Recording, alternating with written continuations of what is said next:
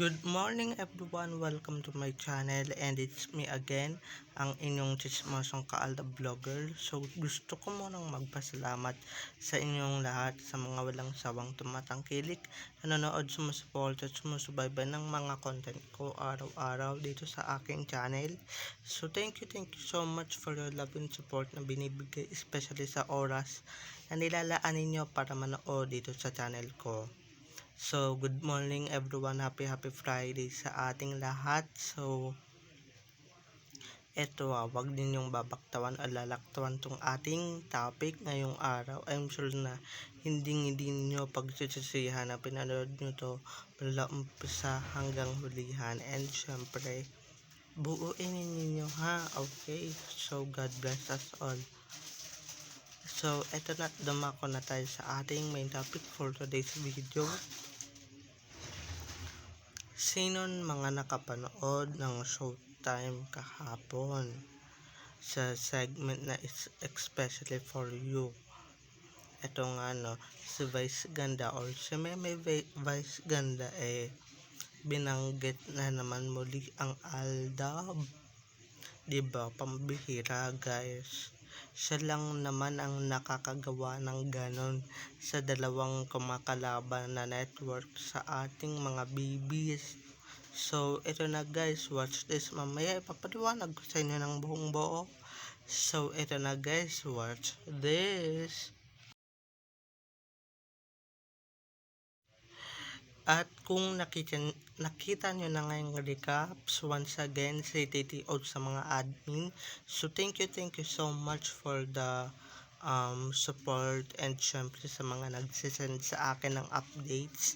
Maraming salamat sa inyong lahat kasi kung hindi dahil sa inyo, wala ako dito sa kinalalagyan ko ngayon. And syempre, kung ano man yung posisyon ko, maraming salamat. Kaya yung mga update i-update ko agad once na binigyan nyo ako. So, eto na, dumako na tayo sa ating main topic for today's video. Like what I said earlier, si Meme Vice talaga ang kakampi ng Aldab. And syempre, siya lang naman ang totoong nagmamahal sa Aldab and sa Aldab Nation. Kung napanood nyo yung episode kahapon sa especially for you yesterday, diba, kung may main account, dapat may Alden account. So, Aldab account, yun yung pagkakasabi ni Vice, ni Meme Vice. Ako guys natutulog ako ng mga panahon na yun, pero dinig ko talaga sa dalawang tenga ko kung ano yung talaga yung sinabi nila or yung sinabi niya, diba? Wala siyang pake sa mga salswelang lumalaganap and syempre sa mga salswelang kumakalat dito ngayon sa social media, lalo na yung mga, diba, mga Kathleen, mga army na kumakalat, diba? Wala sa vocabulary yun, may Vice ang maniwala sa mga ganyang kahayupan, sa mga ganyang taktika, diba? Doon pa lang guys, hindi lang just one niya binanggit sa Showtime mga Aldab ha. Maraming beses na, maski nung 2020, diba, binanggit niya na talaga yung Aldab. Kaputukan na nun ng salswela, diba, dapat kung alam niyang may salswela or kung alam niya talaga, dapat din na niya babanggitin yun, diba? Hindi na niya naibabanggit ang Aldab or yung Alden and may na pangalan. Buti na lang talaga guys, di takot si Vice Ganda sa mga memo sa mga bosses nila na wala namang kwenta, diba? Buti na lang talaga dapat ganito talaga guys, ganito talaga. May katapangan kang magsalita, di ba? Di yung takot ka sa boss mo, takot ka sa boss mo na hindi ka na i-retinue. Sa kanya wala siyang ganon. Ano ngayon kung hindi nila ako i-renew, di ba? Mas mayaman naman ako sa kanila, mas sikat naman ako sa kanila, mas edukado naman ako kaysa sa kanila, di ba? Dapat talaga guys, may prinsipyo tayong pinaglalaban, and syempre may mga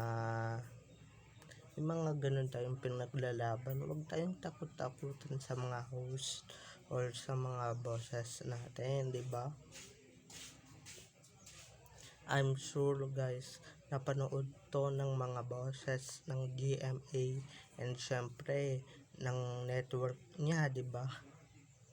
At eto lang yung sasabihin, alam ko na yan.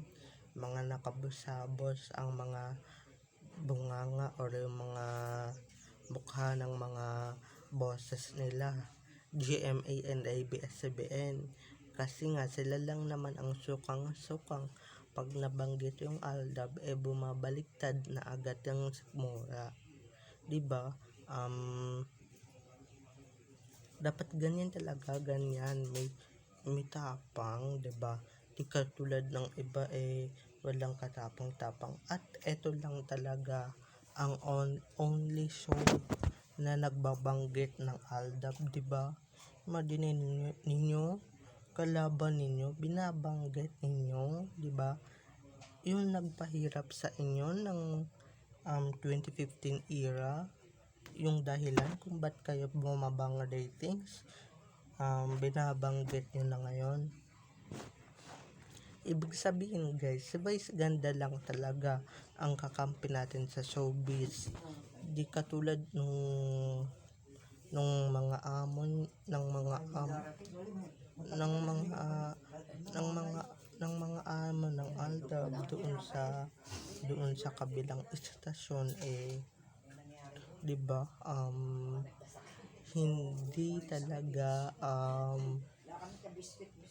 Hindi talaga nila banggit or sa napagmula ng show ng ALDAB, diba? Hindi man lang nila mabanggit, pero pag nabanggit na yung pangalan ni Alden, halatang may motibo at halatang nanggagamit, hindi ba? At halatang mo naman yan, di naman diba?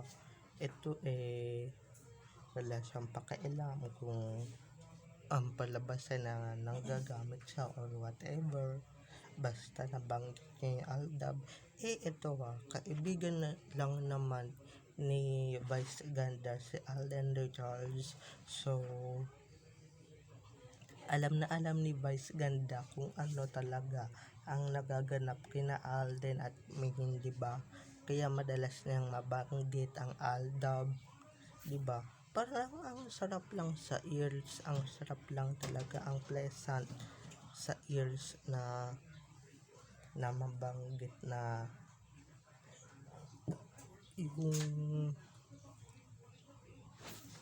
yung ALDAB, diba? Ang sarap maninig, ang sarap maninig sa tenga na nababanggit ang ALDAB. Di yan, buhay na naman ang fandom. Pero yung iba dyan, yan na lang natin sila. Wala naman silang kinalalaman sa buhay natin. And syempre sa personal natin, diba? Kung masaya tayo. Naku guys, nafe-feel ko may kapalit tong saya natin. Dahil in the past few days or sa mga few days na dadaan, may kalungkutan na mararanasan or may kalungkutan tayong mararanasan. Alam ko yan, di ba? Parang ano naman tayo, di ba? Okay lang yun sa atin, basta kung ano yung mga nabanggit ni Vice Ganda sa ALDAB, maging masaya na lang tayo, okay? Basta hindi ko makakalimutan ng episode. At guys, pasensya na kung hindi ko mailabas yung video kasi nahanap ko kahapon. Kaso nga lang, natatakot akong i-screen record kasi nga baka mamaya, di ba, makapiright tayo. So, ingat-ingat lang naman din tayo sa mga kampon ng kadiliman dito sa social media. Baka patawan tayo dito ng copyrighted, di ba, ng reuse content. So, basta nung narinig ko yun, sayang lang di ko na i-record at hindi ko na video agad para sa ganun may ebidensya tayo at may patunay tayo. Patunay din naman tong pinangawakan natin, di ba? May mga ebidensya at resibo. And guys, hindi ito gawa-gawa lamang. Mismo sa bibig ni Vice Ganda lumabas itong katagang Aldab. So, good job ka na naman, Meme Vice. Good job ka na naman. At talagang ikaw na talaga yung kakampi namin. Ikaw na talaga yung life savior namin, no? Sa oras ng kalungkutan namin, talagang pinapasaya mo kami. Maraming salamat, Meme Vice Ganda. Kaya ito, tatandaan ninyo, manood kayo ng Showtime kaysa dun sa isang show na kinabibilangan ni May noon at kinabibilangan ng clone na niya ngayon, di ba? Kaya alam niyo na kung ano yung masusuportahan ninyo at kung ano yung mas panonoorin ninyo, di ba? Walang iba kung hindi ang Showtime. Okay, so babay ng mga ka-ADN. I love you all. Have a nice day. Keep safe and God bless. Kasi mga Showtime, kilala natin at syempre mga kakampi natin. Okay, so babay na. I love you all. Have a nice day. Keep safe and God bless everyone. Enjoy watching. So don't forget to subscribe to my YouTube channel for more videos and uploads patungkol kina Main at Alden, and syempre patungkol sa kanilang mga buhay-buhay inside or outside man yan sa showbiz. Okay, bye-bye. I love you all.